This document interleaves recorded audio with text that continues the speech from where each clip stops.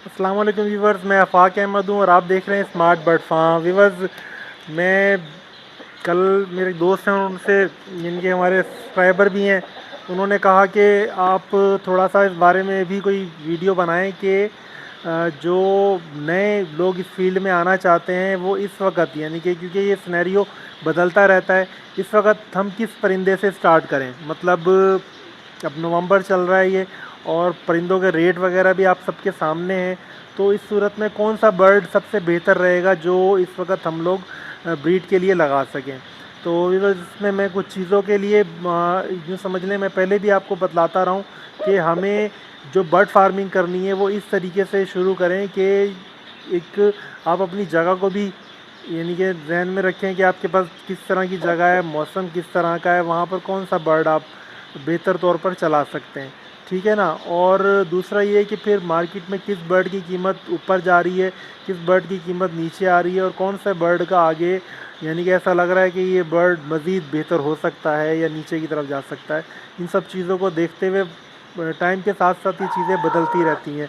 इस वक्त जो यूँ समझ लें कि जो बहुत अच्छे उसमें जा रहा है, जो मैं समझता हूँ कि इस वक्त यानी कि एक नए बर्ड फार्मर जो 40-50 हज़ार रुपये से इस काम को शुरू करना चाहता है, उसके लिए सबसे अच्छा जो इस वक्त बर्ड जो मैं समझता हूँ वो केज बर्ड भी अगर काम करना चाहता है तो वो है सिल्वर डव। ठीक है। देखें, यानी कि मुनाफे के एतबार से मुनासिब मुनाफा है, और आगे 1 महीने 1.5 महीने के अंदर अगर आप डालते हैं तो इसका रेट मज़ीद थोड़ा सा कम होने का अंदेशा है। क्योंकि इसका असल में होता ये है कि ये ब्रीड तो 12 महीने करता है, लेकिन सर्दियों में इसकी जो अंदरूनी मुल्क या बैरून मुल्क एक्सपोर्ट होती है वो स्लो हो जाती है, क्योंकि ज़रा नाजुक परिंदा है, गर्मी का परिंदा है। सर्दियों में इसको ट्रैवल करवाना मुश्किल होता है, उसमें इनका यूँ समझ लें कि ये परिंदे काफ़ी मरते हैं फिर जब इनको इस तरीके से दूसरे शहरों में ट्रैवल करवाया जाता है। तो इस वजह से इनकी थोड़ी सी एक्सपोर्ट रुक जाती है। और फिर ये है कि ये यूँ समझ लें पंजाब साइड पर भी अगर जा रहा है तो वहाँ ठंडा मौसम है, वहाँ पर ये वैसे भी बहुत कम बचता है, यानी कि इन दिनों में। वैसे तो ये है कि लोगों ने वहाँ फार्म लगाए हुए हैं, फार्म में आप पूरा इंतज़ाम करते हैं टेम्परेचर का और इनकी जो भी इनको ज़रूरत होती है उन चीज़ों का, तो कोई मसला नहीं होता, ब्रीड भी करता है। लेकिन ट्रैवलिंग के अंदर थोड़ा सा, या दुकानों के अंदर जब इनको रखा जाता है, जो भी सेल पॉइंट्स हैं वहाँ पर ये मसला होता है। ठीक है।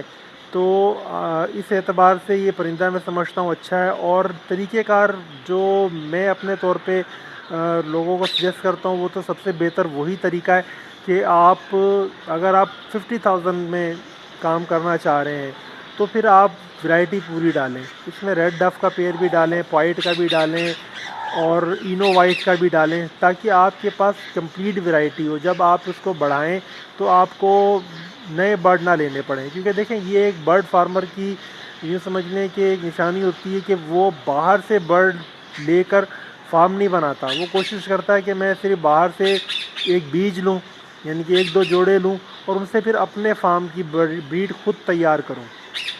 सबसे बेहतरीन यही है कि जो आपके अपने फार्म में निकलती है आपको उस पर भरोसा भी होता है, आपको पता होता है कि उस बर्ड की क्या एज है।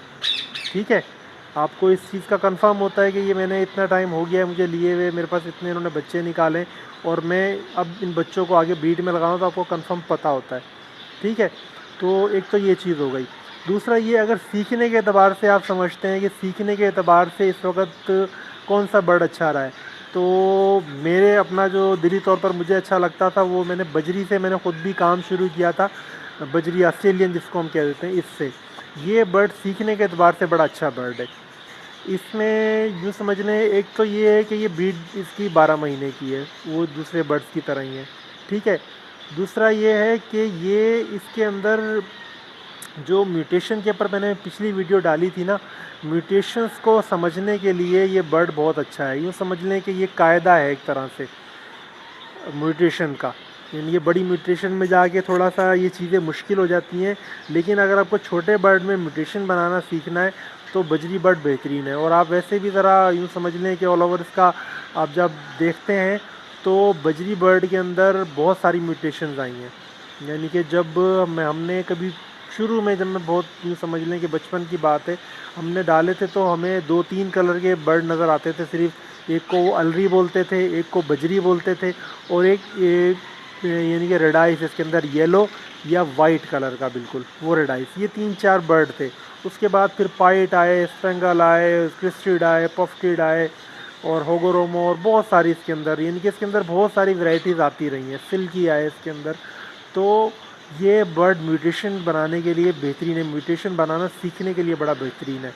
ठीक है, अगर आप इसको यानी कि सिर्फ सीखने के लिए 5-6 पेयर आप मुख्तलिफ इस तरह के रखते हैं, तो ये आपको म्यूटेशन बनाना काफ़ी हद तक आपको इसमें दिलचस्पी भी बढ़ेगी, और आपको कुछ ना कुछ रिज़ल्ट आता है ना। सीखने का मकसद ये होता है कि आपने कोई बर्ड लगाया और आपने म्यूटेशन के लिए, और उसके अंदर म्यूटेशन निकल आई, कोई नई चीज़ निकल आई, तो आपने सीखा कि यार ये बर्ड, इसके साथ हम अगर लगाते हैं इस बर्ड के साथ, तो इसके बच्चे इस तरह के निकल सकते हैं।